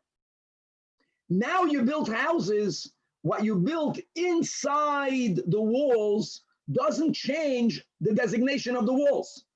Even though you built it for a city, doesn't matter. For these dinim, when you built the walls, if there wasn't any homes yet, then it's not called the walls of a city. There's no city yet. Later, when you built the houses, too late. The walls are not the walls of a city. Building something inside walls doesn't change the designation of the walls. You see right away the kasha that he asks. Yeshana, which means first you build homes and then you build the outer walls. So now the walls were built for the city because there is a factual city. So you can count the makkah mashvisa from the walls. So that gavaldik. So says Ravina to Rava Vahainami here also what happened? When you made the larger karpav area, the outer walls of the karpav, we are saying it was made shaloi l'shem dira. Later you built an arbor. That was the case. Later you made a fence around the tree. So what? The later building does not change the designation of the outer walls. Mamish the same. So therefore, how can you, Rava, re-say that since you built an inner wall, it changes the outer wall's designations? It does not. It's an area that's still hukav, shaloi l'shem dira. It has more than two saw. It's an area in which midrabanan you may not carry. You needed the picket fence, not a picket fence, the kana fence, the leveled fence. Not only did Ravina challenge Rava, but now the two Talmidim, that they were the ones that got rid of the kanas, they themselves now have a kasha. They went to their teacher and they say, Amalei Rav Papa, the first Talmud, he tells his teacher, V'ha'amar Avasi, another kasha. Mechitza is adiracholin, partitions that are built for construction workers in order to give them shade. And these are mechitzas that they build that are flimsy. They will be taking them down in a very short amount of time when they finish building. And like Rashi writes over here that these types of arbors, this type of mechitza that was built around the tree is also a very temporary type of mechitza. So Rav Asi said, Lo yishma mechitza. I just want to clarify what he means by Lo yishma mechitza. Lo yishma mechitza does not mean that it's not a reshus hayachid. No, for sure. You can have the most temporary mechitzas up if they were built before Shabbos. And again, the mechitzas are 10 tefachim tall, and it's closing an area 4 by 4 tefachim or more. Inside is a reshus hayachid. We're speaking dafka about this concept of a karpav that is more than two. That's more than two saw. And if you want to be makavit lidira, these fences don't allow it to be considered an area that's circled lidira. Let's go about it. So his question is more than Avina. He's asking you, basically Rav is saying that the wall around the tree redesignates the entire area. Let's say that it does.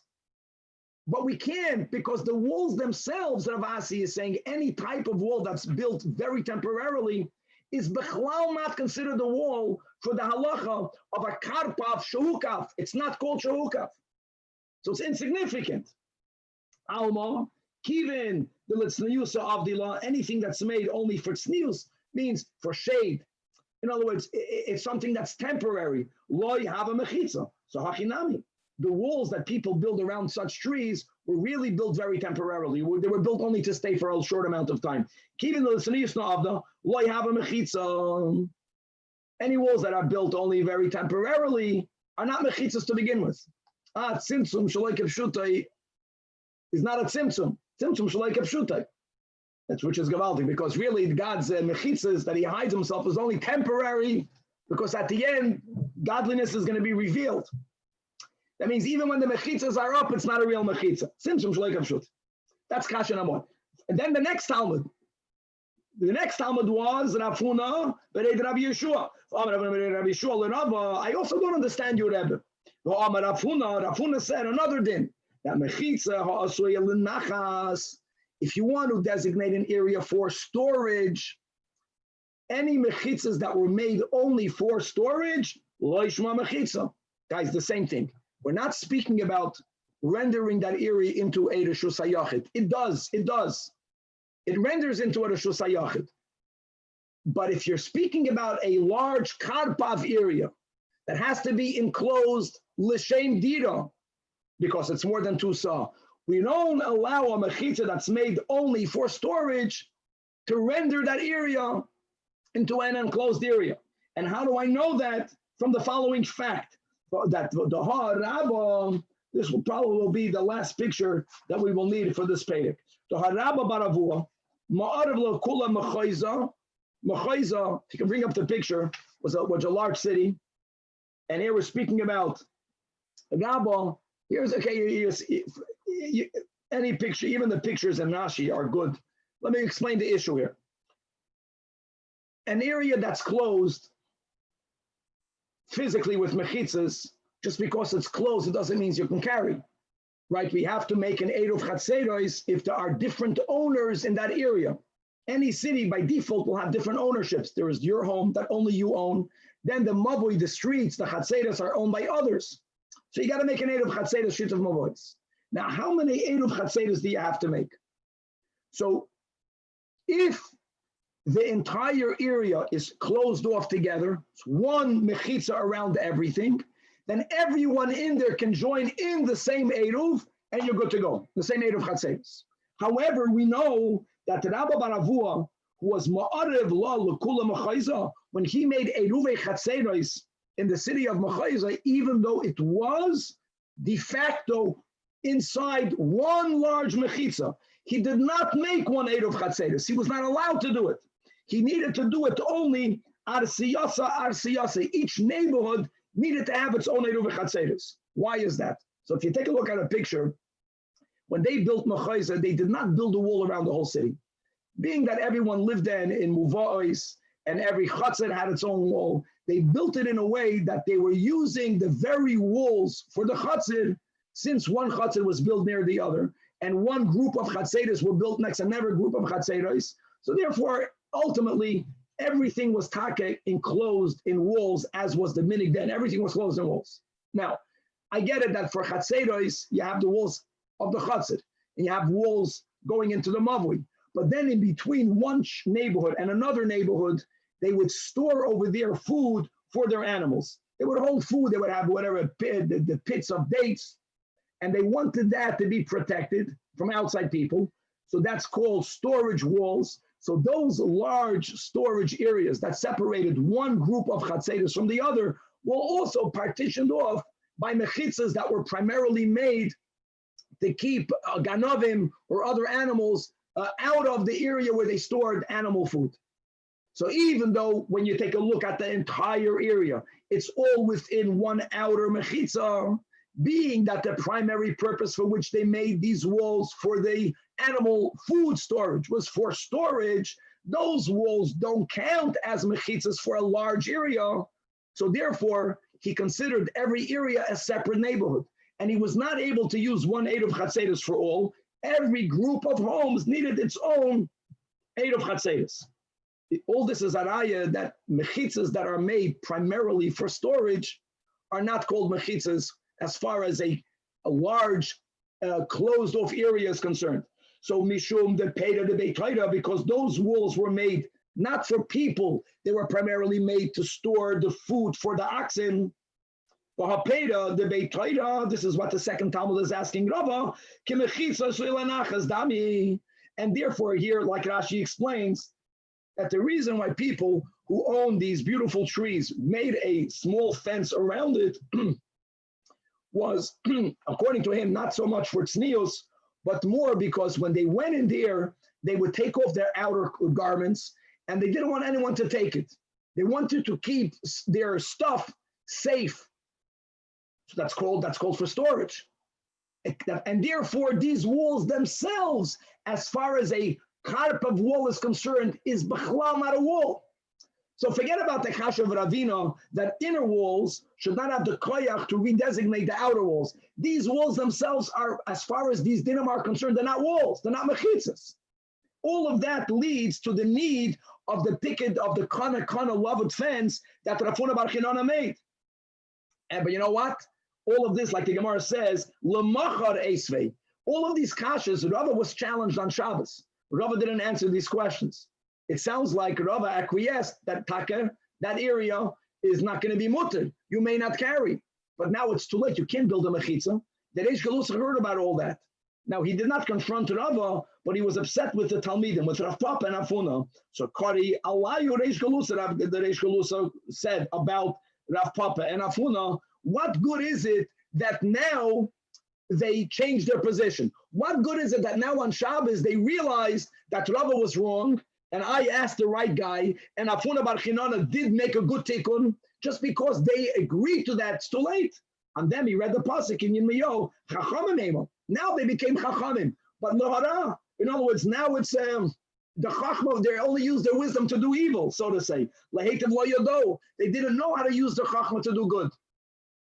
Okay, so that's the end of the story, clarifying that not every type of mechitza, b'chlal, is considered a mechitza as far as the karpav is concerned. And again, all of these guys are so nigeya for those who make a ERUVIN, like you can't imagine. I mean, let's imagine, let's appreciate it. It's amazing that the Tzuras HaPesach makes sense, because the Tzuras HaPesach is not made temporary. It's made to stay.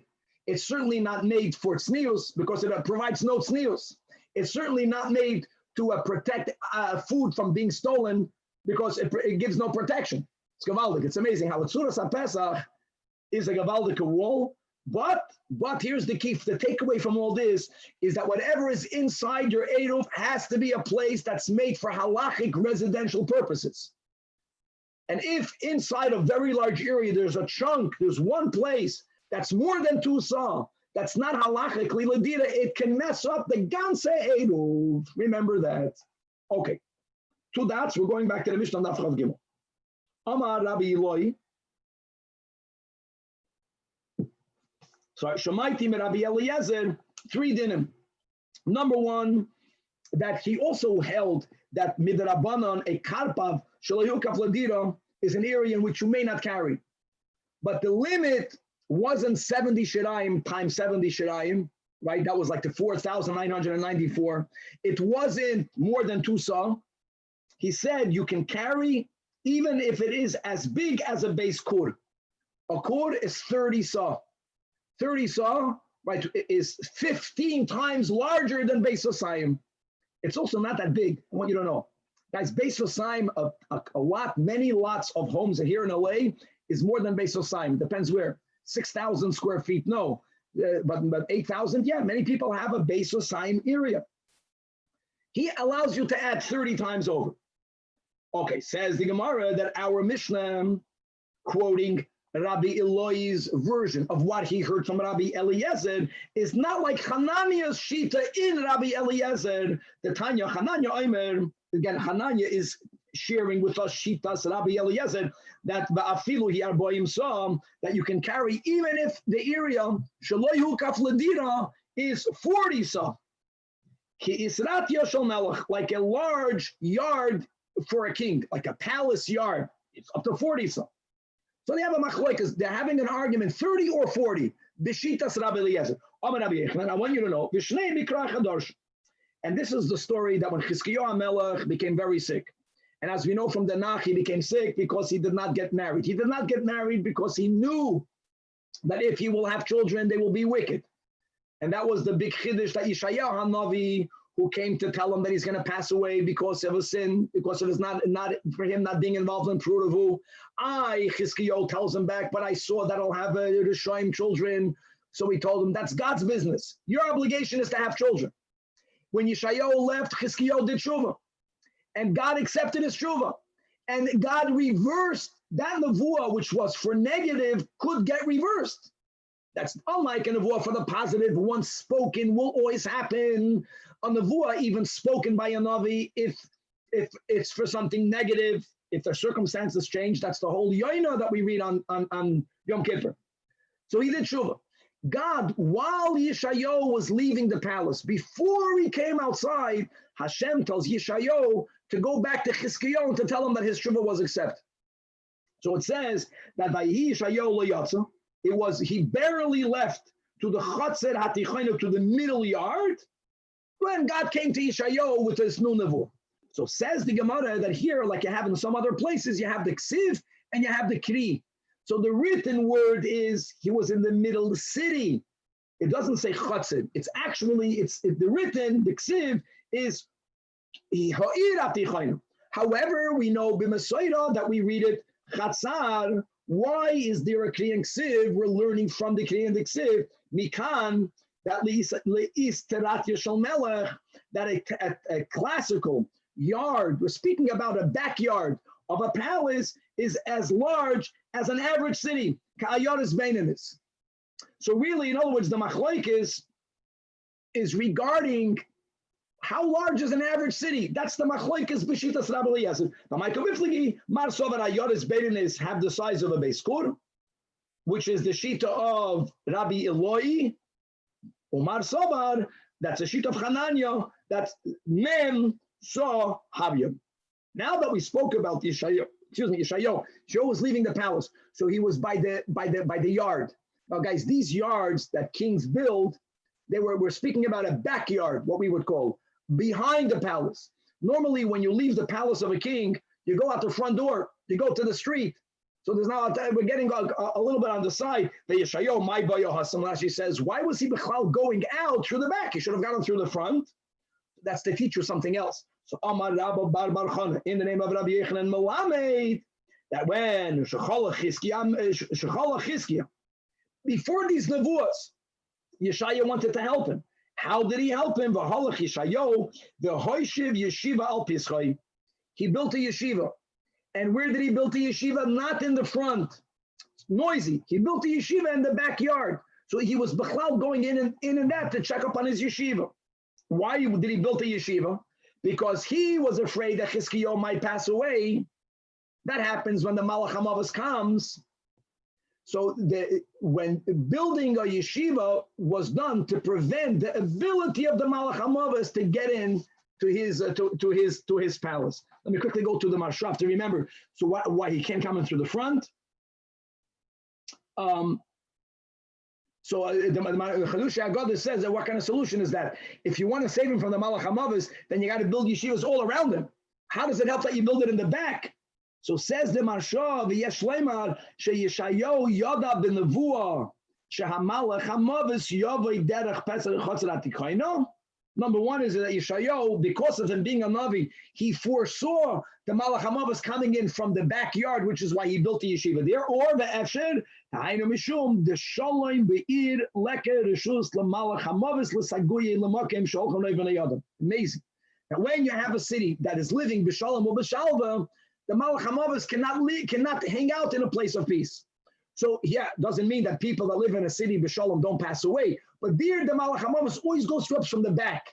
He goes through the areas where most people are not walking. So since this man Chizkiyahu, there was a tremendous shalom in Yerushalayim, the only way you could enter Gavaldik would have been through the back, through the back lot, through the backyard. So he built a yeshiva.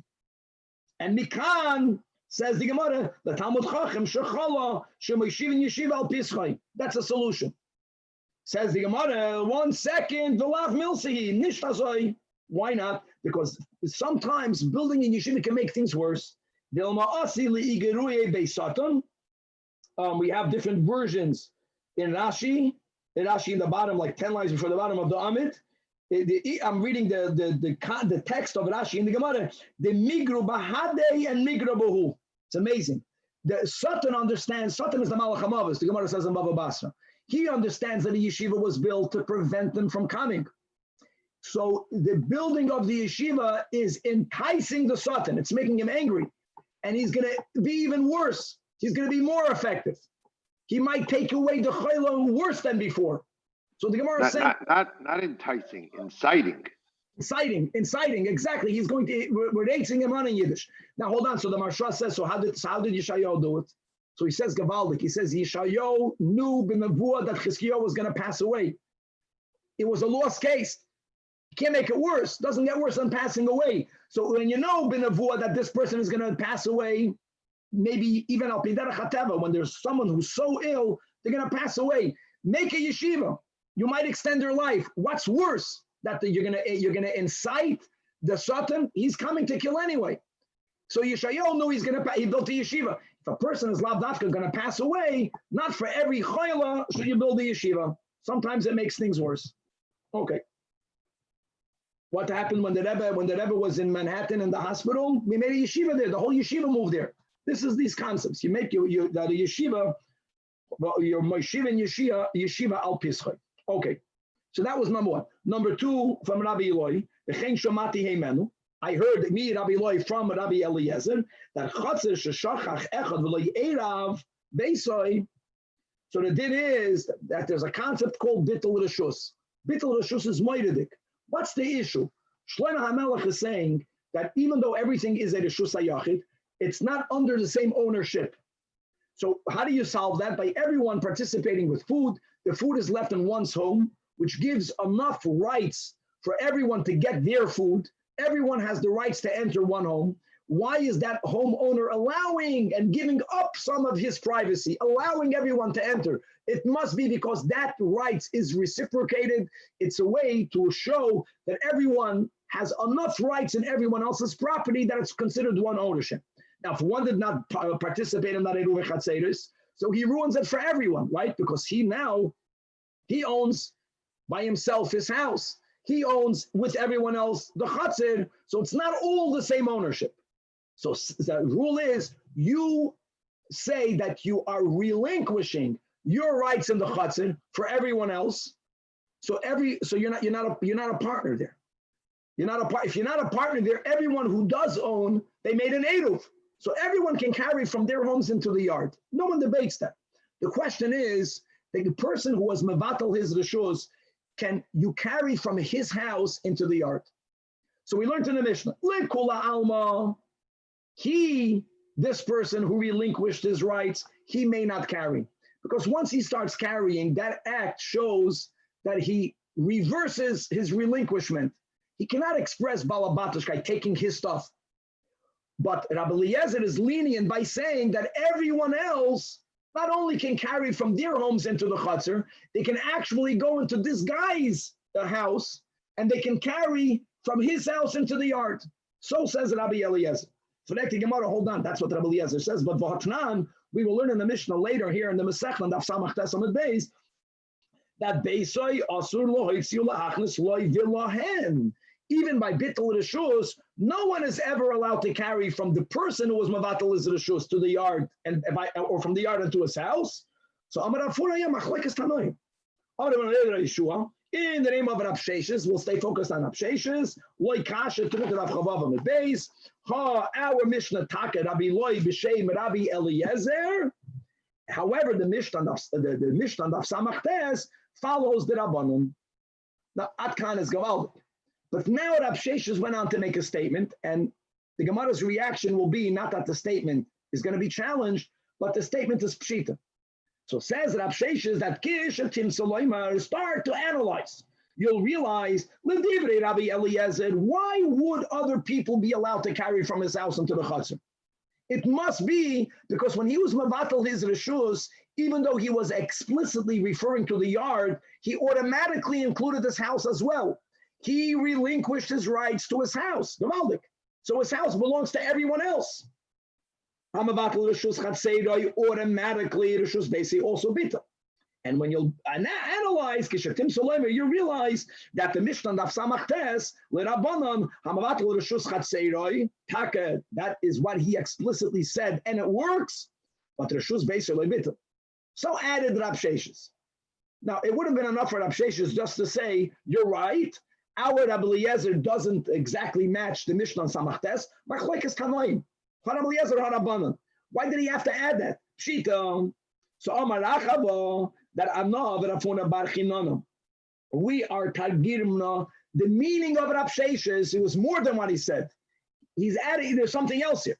Loi, it's nitzracha if there is a case where it wasn't him and someone else, like here in LA in a duplex, but there were many people living there. I'm not going to say Brazil. In Brazil, you live with 150 people. Every floor now is divided into 16. But Ella, lechamisha, sheshiurim mechatzar echad. 5 people are sharing a yard. And here again, from the 5 people, v'shachach echad mehem v'loi eirav.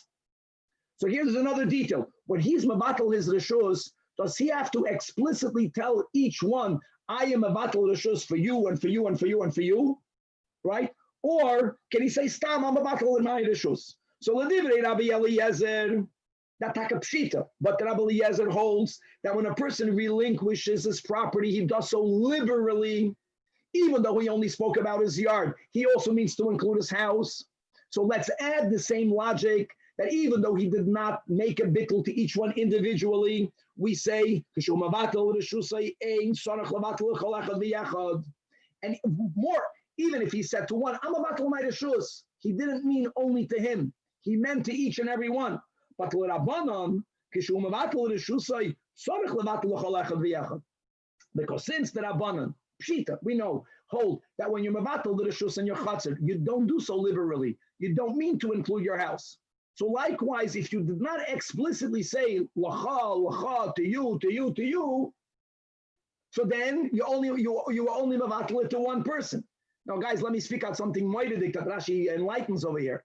One can argue, who cares if you were only mevatel it to one person? Why would that not be enough? Everyone else other than this chacham made an eruv chatzeres. That guy to whom you were mevatel, say, ERUVIN was the one that did not participate. And you have Shimon, Levi, Yehuda, and more. So if ERUVIN is only mevatel it to Shimon, why is that not enough? Now that Shimon owns whatever ERUVIN owns, Shimon is already motive with Levi and Yehuda, so why is it not a solution? So says Rashi that since the bittul reshus happened on Shabbos, if he would have been mevatel his reshus only to Shimon erev Shabbos, you're right. Now Shimon made an eruv that went into effect bein hashmashos with everyone else. Shimon owns double or triple. Who cares? Everything is mutter. But since when Shabbos came in, the ERUVIN still owned everything. Here, the only way people will be allowed to carry from their homes into the common area is if ERUVIN is mevatel to each one. If he did not do so explicitly, so that is what Rav Sheshes is addressing. That just like Rabbi Eliezer and the Chachamim have an argument whether he included the bias, that Ledivikish, Tim Soloimer, Rabbi Eliezer holds he's mevatel, again, liberally, he also meant the house, he also meant the Cholach Aliyah. Now asks the Gemara, Keman Azla Hadatanya in a brayso that Chamisha Shashurei Mechatzer Echad, the Shachach Echad Mehem V'Loi Eirav, Kishu Mevatel Reshusay, Ein Sarach Levatel Reshus Cholach Echad. At the end of all this, Keman Rabbi Eliezer, as we explained, Rav Kahana learned the entire sugya above the way we just learned it, and Rav Tavyoime, same conclusion. They came to it from a different angle. Masni Hache. The sugya began by asking, who is the author of the Braisa? Come on, Oslo the Tanya. Hey, Sheshlei Mechatzer Echad. The Shachach Echad Nemelei Eirav. Kishul Mevatel Reshusay Ein Sarach Levatel Reshus Cholach Echad. Come on, it's not L'Kula Alma. So Amar Rav Funavei Bari Yehuda. Amar Rav Sheshes. That is Taka directly. Come on, Rabbi Eliezer. It's even known as Rabbi Eliezer. Rav Sheshes didn't even come to address the stira between our Mishnah and the Braisa because it's self-understood. Rabbi Eliezer HaChachamim. It's self-understood. That's the machlokes. Whether bittul, reshus, bittul, your ownership, you relinquish the ownership in the chatzir, does it include the house or not? We understood it ourselves. The chiddush of Rav Sheshes lechatchila was only to take it a step further, to amplify, to make this logic, to widen, to broaden it out, and to apply it to a case where you would not mevatel explicitly to each and every one. Says the Gemara, Amar Rav Papa to Abaye. Rabbi Eliezer. What happens if the person who's mevatel the reshus, yes, he holds that normally you're mevatel it liberally, you include your house. What happens if he befeidish, right, berachel bitchaktana, explicitly says, I am not mevatel my house. Iyamar loy mevatel no. Now again, it's not going to ruin anyone's rights to carry from their homes into the chutzner, from the chutzner into their homes, because all of the people that own it made an eruv. Question is, will Rabbi Eliezer maybe even here hold that other people can carry from his house into the chutzner, even though he said, lo mevatelna. Likewise, the same question is, according to the Chachamim, that hold that generally you are not mevatel your bias. What happens if the person says on Shabbos, "Oy, I forgot to join the eruv. I'm mevatel both my chutzner," and he says, "and my house." If he says clearly, "Mevatel namai," and we will explain why is there even a havamina that his words will not have consequence. Time that Rabbi Eliezer maybe mishum de kosavar mevatel reshus chatzedai automatically reshus beisay bitail. Well, that's only automatically if he did not explicitly say the opposite. But the high Amar Anol Loy Mevatelna, so therefore he retains the rights in his house. No one can carry from his house into the chutzner. No one can carry from the chutzner into his house. Or maybe even here, time that Rabbi Eliezer Mishum, since the bias below chutzner loyavidi inish the diary people don't live in a home without rights to the chutzner, he's saying he's not mevatel the rights to his house, but he's mevatel the reshus to the chutzner. He doesn't really mean that, because you can't live in a home without it. Guys, appreciate this. Then, when homes are very small, you mamish needed to go indoors, outdoors living. So, even though he said, I'm not mevatel my house, he is being mevatel his chutzner. You can't live in a house without a chutzner. So, lafkol kaminei. Amazing. Lafkol kaminei, we discard what he says about the house. And even here, Rabbi Eliezer will be lenient that everyone could carry from the house into the chutzner. So, I can live in my house without a chutzner. Loi laf klum ka'amar. That's the kasha regarding Shitas Rabbi Eliezer. And similarly, according to the Chachamim, even the reshus, my rights, I relinquish the rights in my house. What will be the din? What's the havamina? What's the boya? He said he's mevatel his house. Automatically the shus beisoy loy bitul, because ordinarily you're not mevatel your house, but that's only ordinarily.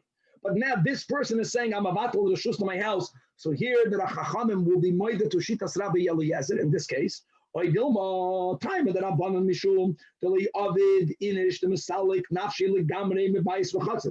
they can say the words. No one relinquishes, even only for Shabbos, even only for the help for the eruv.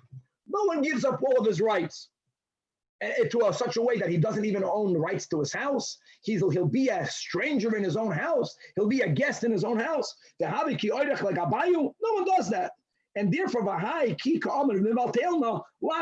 we don't accept his words. Right? It's so contrary to normal human psychology. So that was the Baya. So Amalei, to which Abaye responds, Bein l'Rabbanan, Bein l'Rabbi Eliezer, we do follow his statement. Kiven the Gole date Gole, and therefore we will therefore act accordingly. L'Rabbi Eliezer, if he says Loi mivatelam, then in that case, Rabbi Eliezer will ascribe to what generally the Chachamim hold by, and the same thing vice versa. If befedish he says, I'm also mevatel the reshus to my house, that Abanim will be moida, then in that case, not he. He may never take from his house into the yard because that action will somehow be megala that he's being mevatel his bittul. But everyone else will be allowed to do so. And now the Gemara is referring back to the third and the final statement of Rabbi Elyahu, what he heard in the name of what he heard from Rabbi Eliezer.